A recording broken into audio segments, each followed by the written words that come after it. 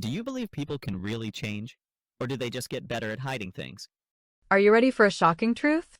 My parents told me they could not afford to help with my college tuition, and I believed them because, well, what else was I supposed to do at 17 years old when the people who are supposed to guide you look you in the eye and say the money just does not exist?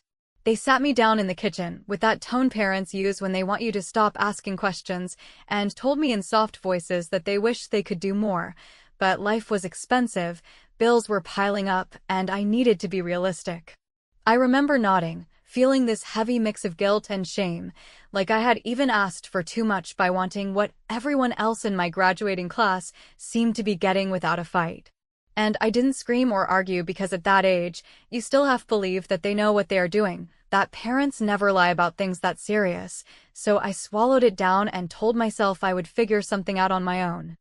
A few weeks later, I found myself standing in the middle of my parents' living room at a surprise celebration, the kind where they had balloons, cake, and relatives over, and all of it was not for me. It was for my brother Evan. He was beaming as they handed him a folder, and inside was paperwork showing they had put down a deposit on a condo in his name, calling it an investment in his future, their proud contribution to helping him get settled as an adult. My stomach turned so hard in that moment I thought I might actually throw up, because I had just been told flat out that there was no money for my tuition, no support for me, but here they were writing checks big enough to put Evan into a property. I did not say anything. I smiled like everyone else and clapped, because that's what you do when you realize the game is rigged, but you are not ready to blow it all up. That night, when everyone else was asleep, I went online and started searching for scholarships like my life depended on it, because honestly, it did.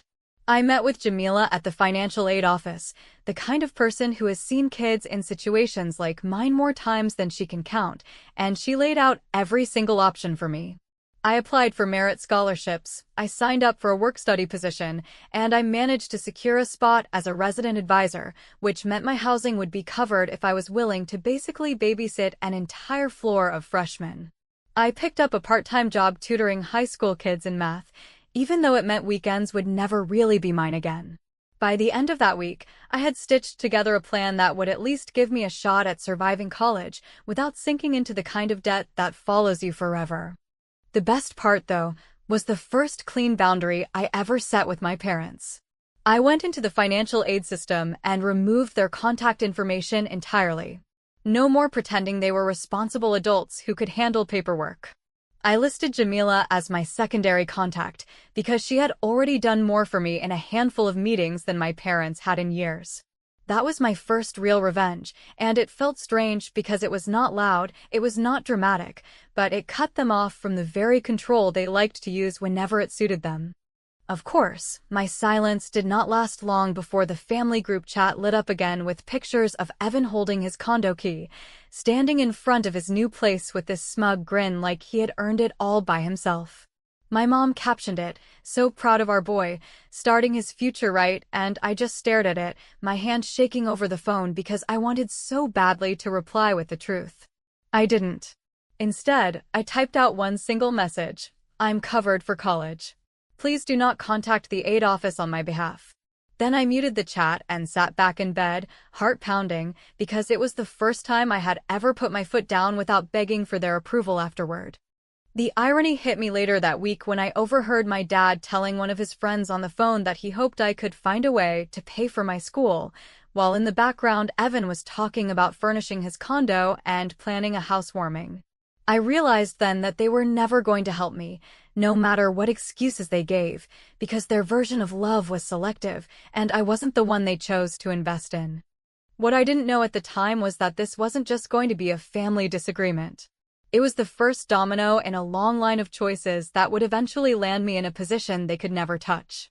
But in that moment, I only knew one thing for sure. If I wanted to make it, I had to disappear from their expectations entirely and start living like I had no parents at all. And the crazy part? The more distance I put between us, the stronger I started to feel.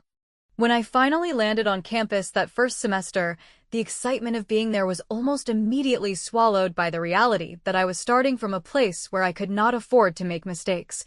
Because while most kids seem to have parents who are wiring them money for books, sending care packages, or at least calling to ask if they needed anything, I was moving through each day with the sharp understanding that if something went wrong, it was all on me. And there would be no rescue. The financial juggling act became second nature within weeks. I would wake up at 6 to handle early RA duties, sit through classes, tutor high school students over video calls in the evenings, and then do overnight desk shifts for extra money, all while trying to hold on to grades that had to remain spotless in order for my scholarship to stay alive. The first real test of my decision to cut distance came at Thanksgiving, when my mom called to ask if I was coming home, and her tone wasn't really a question so much as an instruction, because she still assumed that even though they had chosen to fund Evan's condo and leave me to scrap my way through college, I would feel guilty enough to show up at the table smiling, as if nothing had happened. She said something about how it would look bad to relatives if I wasn't there, and that my absence would create optics she would prefer to avoid. I remember sitting in my dorm room, staring at the chipped paint on the desk, thinking about how many hours I had worked that week just to make sure I could afford to eat, and how easily she threw the word optics into a conversation, as if her concern was not about me as a daughter, but about the family narrative she wanted to preserve. I told her calmly that I had duty shifts as an RA, that I couldn't leave campus because students needed someone to manage emergencies in the dorms, and she pushed back, saying I should find someone to cover me because family came first. For the first time, I didn't cave. I told her that in my case, family had come last, and I hung up before she could launch into the usual guilt speech. Evan tried a different tactic. He texted me about an HOA letter he had received for his condo, some issue with his parking pass, and he asked me to proofread his appeal because apparently my brain was the family's proofreading service. That's when I saw the condo paperwork attached to his email, the actual parcel number listed on the document, and something in me clicked. I saved it, quietly, knowing I might need it someday. I didn't say a word to him. I just corrected a few of his grammar mistakes, sent it back, and tucked the property record away like a card you hold until the exact right moment. By December, my decision to disappear on purpose was in full swing. I stopped answering family group messages unless absolutely necessary. I blocked notifications from my mom's constant guilt texts, and I built a new circle for myself. There was Jamila in financial aid, who became more of a parental figure than anyone back home ever managed to be. There was Professor Alvarez, who noticed I was sharp and offered extra research work. There was Ms. Ruth in the cafeteria, who quietly slipped me free meals when she knew my balance had run dry. And there was Cass, my roommate, who dragged me to student events when I got too buried in work.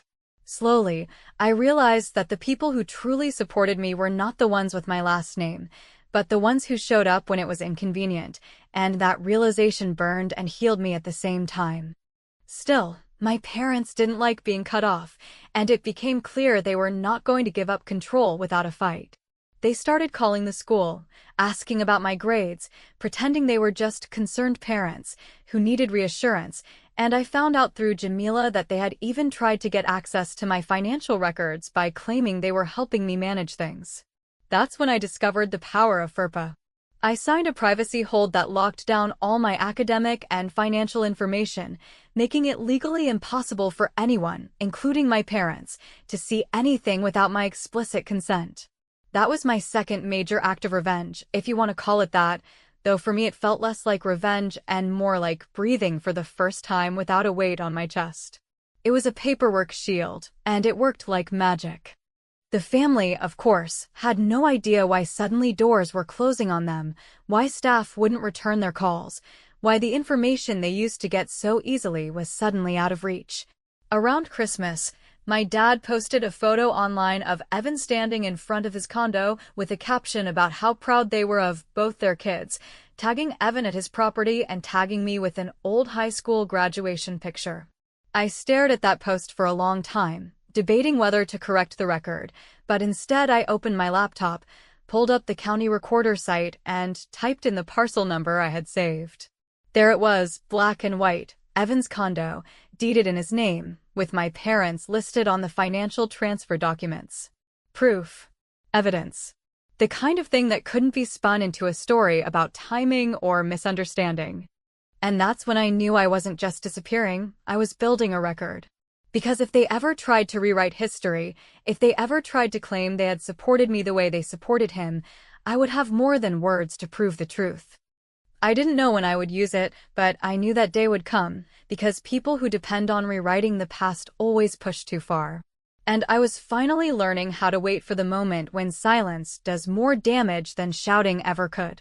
By the time I entered my junior year, I had already mastered the art of survival, because while most of my classmates worried about internships or whether they would have enough credits to graduate on time, I was living inside a schedule that left almost no air.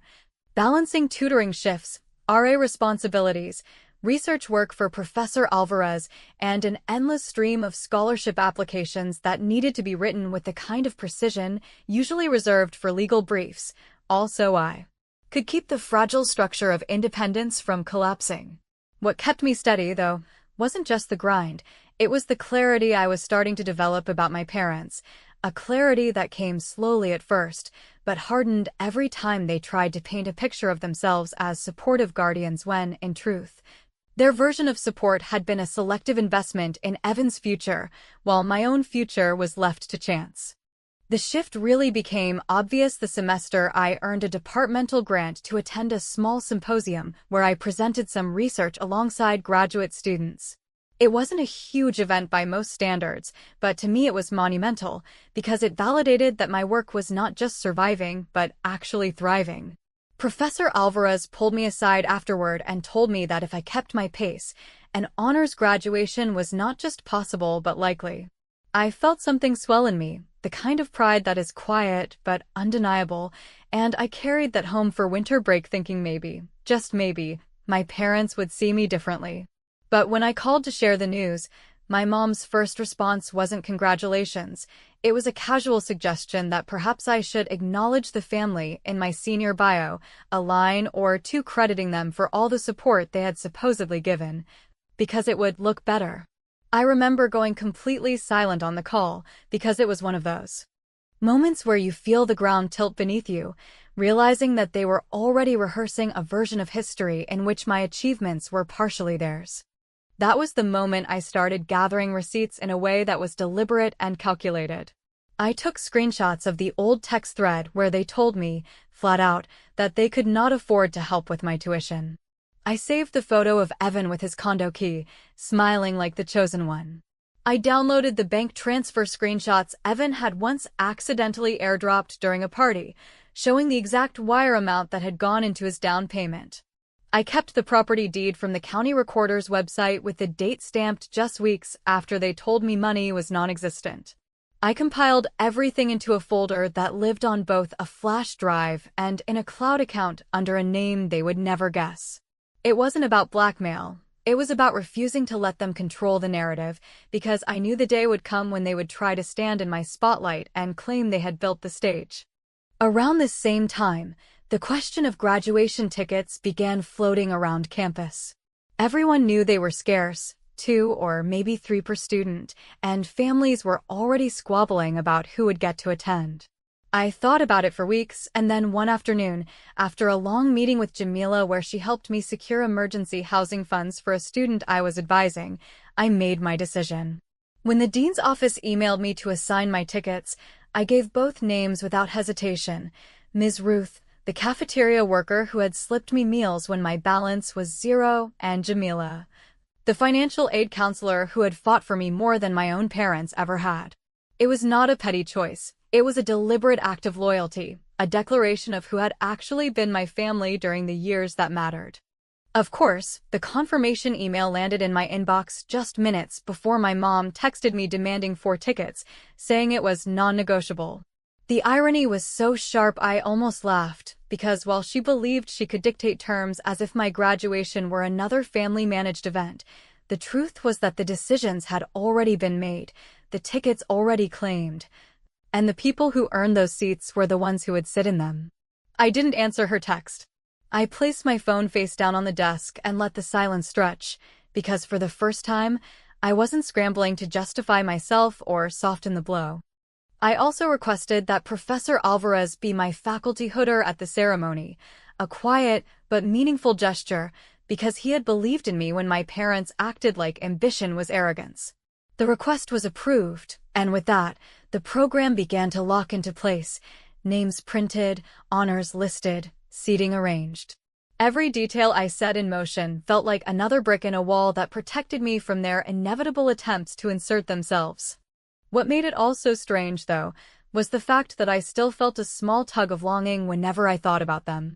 I wanted them to be proud of me, even if I knew their version of pride was shallow and conditional. I wanted them to recognize the sleepless nights, the hours spent working jobs that left me bone-tired, the years of discipline that most kids my age never had to develop. But I also knew that pride coming from them would never be about me. It would always be about what they could claim credit for, what photo they could post, what story they could spin to relatives about the daughter who made it with their guidance.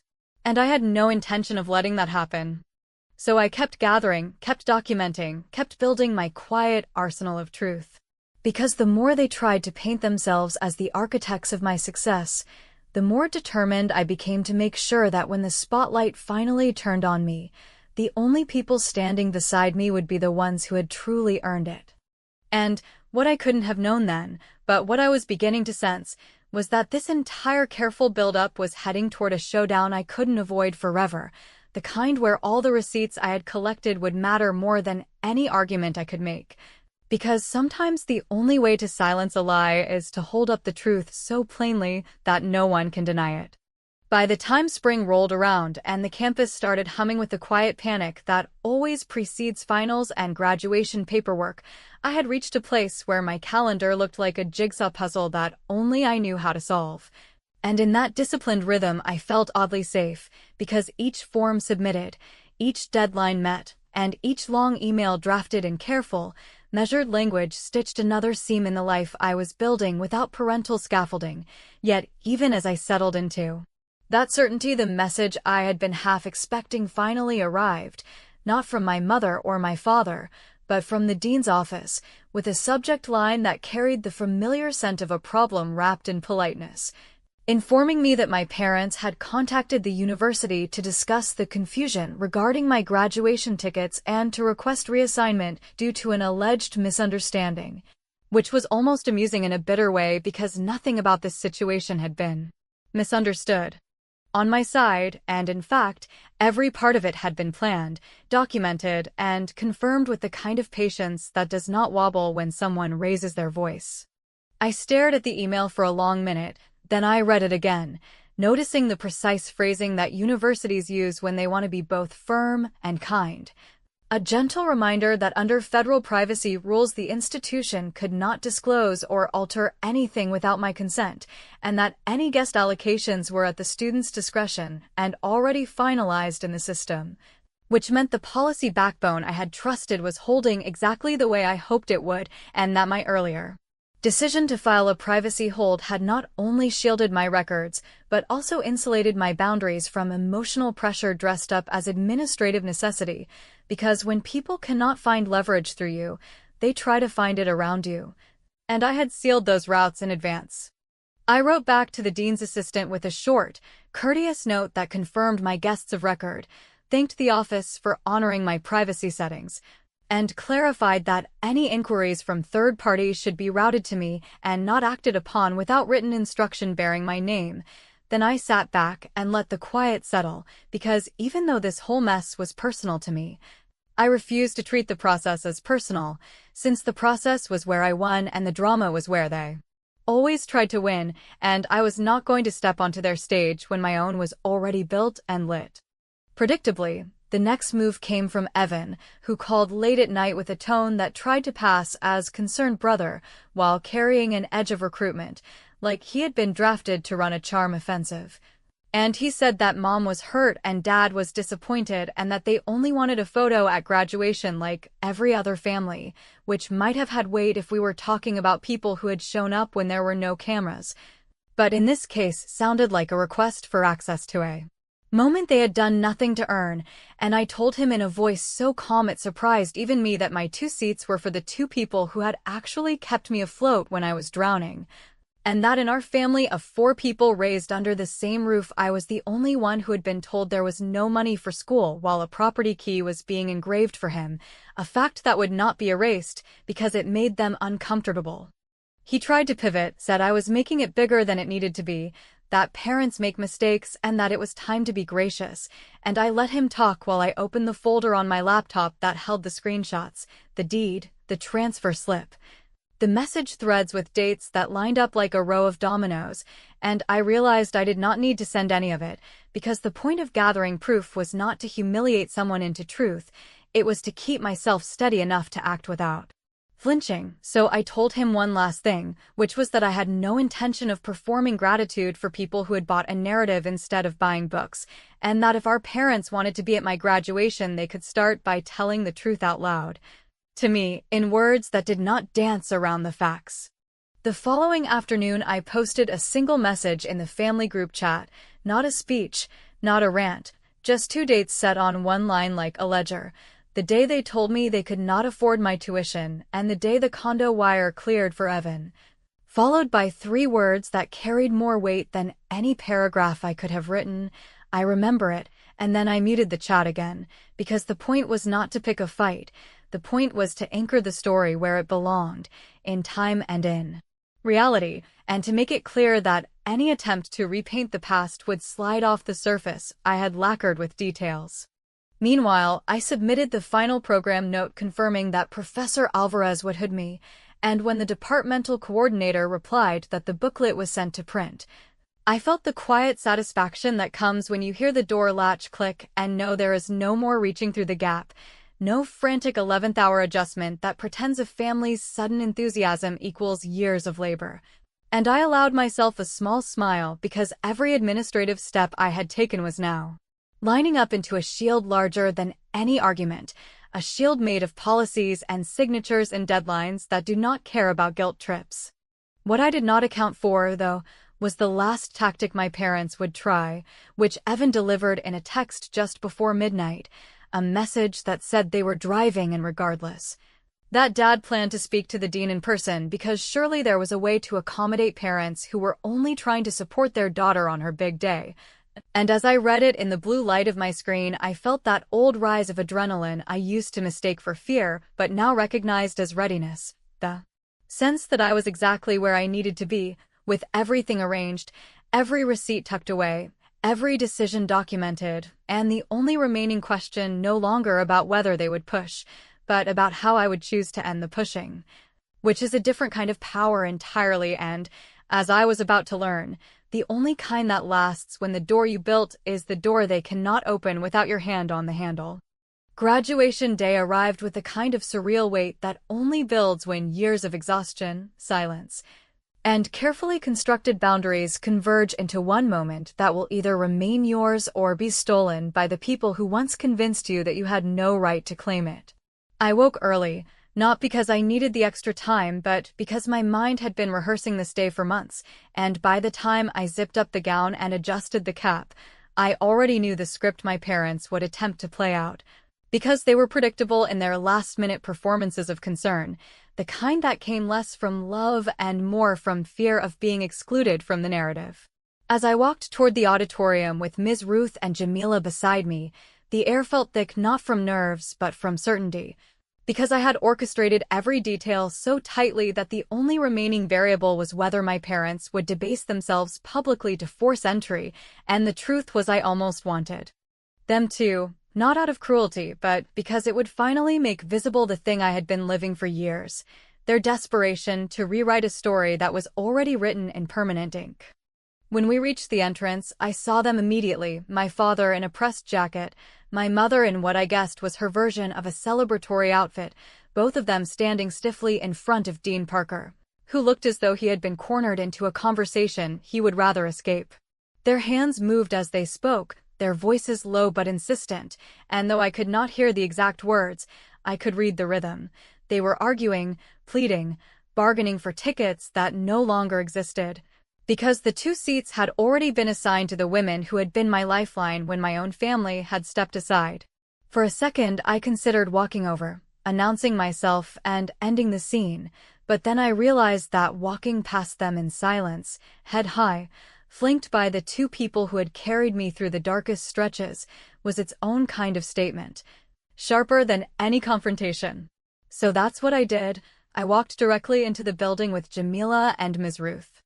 On either side, not once breaking stride, not once giving them the satisfaction of eye contact, and when the dean caught my glance, he gave the smallest nod, as if to say, "You are safe," and I kept going. Inside, the ceremony unfolded with the solemnity that universities have perfected, names called in careful cadence, the swell of applause rising and falling, and when my own name was spoken. Not only with the degree, but also with the departmental award and the note of honors, I felt a pulse of vindication that was not about the certificate in my hand, but about the fact that every sleepless night, every moment of doubt, and every choice to put distance between myself and the people who wanted ownership of my effort had crystallized into this single instant where the truth was undeniable. Professor Alvarez placed the hood over my shoulders with the steady pride of someone who had seen me not as a liability to be managed, but as a mind worth investing in, and when I glanced into the crowd, I saw Jamila with tears in her eyes and Ms. Ruth clutching the program like it was gold, and I thought to myself, this is family, not the people who share my last name, but the people who showed up when it was hardest. Afterward, as the crowd spilled into the reception area, Dean Parker approached me gently and asked if I wanted him to reconsider entry for my parents, who were still outside trying to persuade staff to bend the rules. He said the decision was mine, that the school would enforce whatever boundary I set, and in that moment I realized how much power had shifted, because for the first time in my life, it wasn't about what they would allow me, it was about what I would allow them.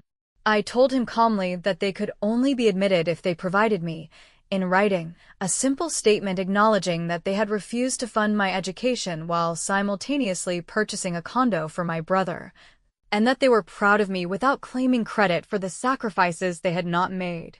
The dean looked slightly startled at the precision of my condition, but he nodded, said he would deliver the message, and walked back toward the door. Minutes later, I stood outside with the wristbands in my pocket, facing my parents as they hovered with that brittle mix of indignation and desperation, and I laid out the condition myself, clear and unwavering, write the truth, sign it, hand it to me. And you walk in, refuse, and you can watch the live stream like everyone else who didn't earn a ticket.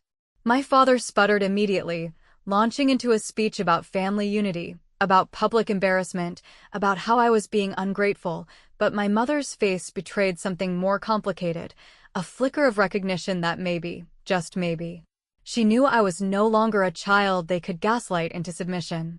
She reached for the pen I had placed on the table, held it for a moment, then hesitated, her hand trembling not from weakness, but from the dawning realization that telling the truth was the price of access, and that for once, the control was entirely mine. The silence stretched between us, heavy and electric, and after a long pause she set the pen down without writing a word. I waited, giving them every possible chance, but when it became clear that they would rather forfeit the moment than admit the truth, I slipped the wristbands back into my pocket, nodded once, and turned away. Ms. Ruth wrapped me in a hug so fierce it almost knocked the breath out of me. Jamila laughed through her tears, and together we walked into the reception where the air was filled with laughter, music, and the smell of catered food I hadn't had to pay for. As I stood in that room, surrounded by professors, friends, and the people who had become my chosen family, I realized that victory isn't always about confrontation or dramatic takedowns. Sometimes it is about refusing to let liars narrate your story. About placing conditions so precise and so fair that the refusal itself becomes the evidence. My parents had begged the dean, they had argued at the door, and still, the truth was that they were outside looking in while I was inside claiming the life they had once told me I could not afford. And in that final moment, with the wristbands still resting untouched in my pocket, I understood that I hadn't just won a battle for access to a ceremony, I had rewritten the terms of my own life, and no matter how many stories they tried to tell afterward, the memory of them standing outside while I stood inside would always remain the image that said everything that needed to be said.